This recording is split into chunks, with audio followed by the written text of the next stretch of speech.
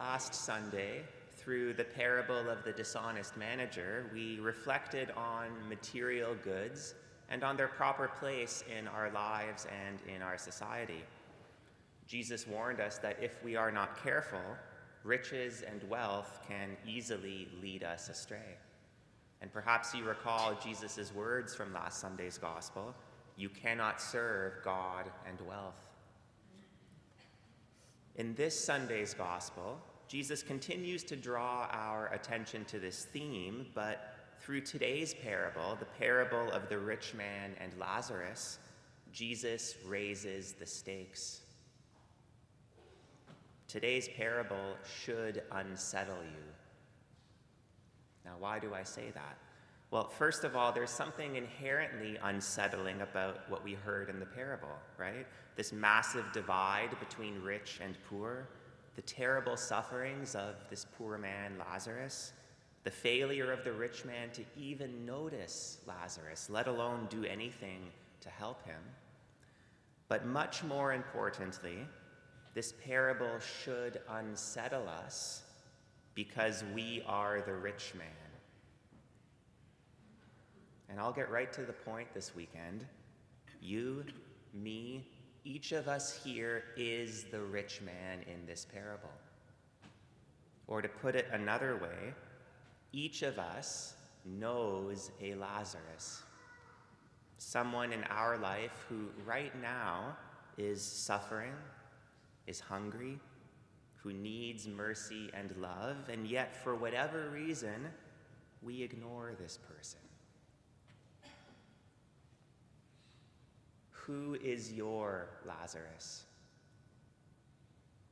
Is it someone in your family? Is it a classmate at school? Someone you see on the GO train every day? Someone you walk by on the way to work? Who is your Lazarus? This person, as we speak, is aching for love.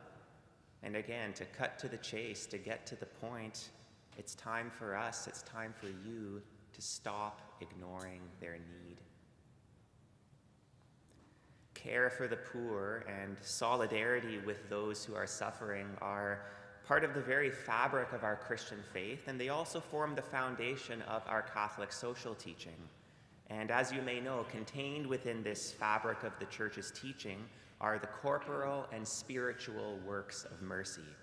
These are concrete acts of love that allow us to care for the poor and suffering, that allow you to care for your Lazarus. The corporal works of mercy relieve the material poverty of others, to feed the hungry, give drink to the thirsty, clothe the naked, shelter the homeless, visit the sick, visit the imprisoned, and bury the dead. And although these works are essential, we also need to remember the spiritual works of mercy, to instruct the ignorant, counsel the doubtful, admonish the sinner, console the sorrowful, forgive injuries, bear wrongs patiently, pray for the living and the dead. Today, especially today in our 21st century Western society, there are so many people who have everything they need materially and yet are incredibly spiritually poor. And so with all of this in mind, and going back to the question I asked earlier, who is your Lazarus? I have a challenge for all of you, and of course, a challenge for myself as well. I challenge you to choose one of these works of mercy and to concretely offer it to your Lazarus sometime in the next week. Today's parable is meant to call us to conversion, and although conversion needs to begin in our heart, it always has to find expression in action. One action, one person, one moment at a time.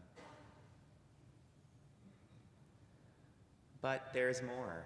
right? I know this is heavy already, but I have to keep going. I'd be remiss if I ended my homily here.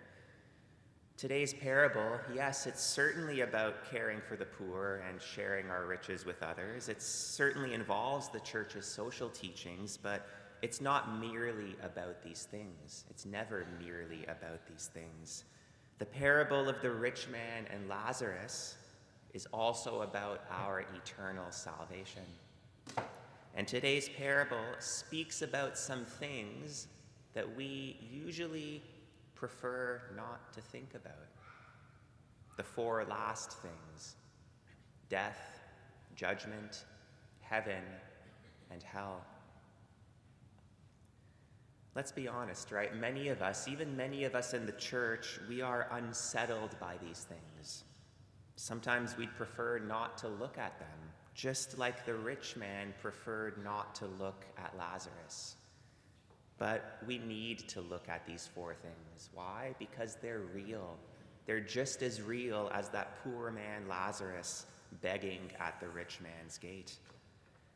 And not only does today's parable affirm the reality of these four last things, but it also reminds us of something so important.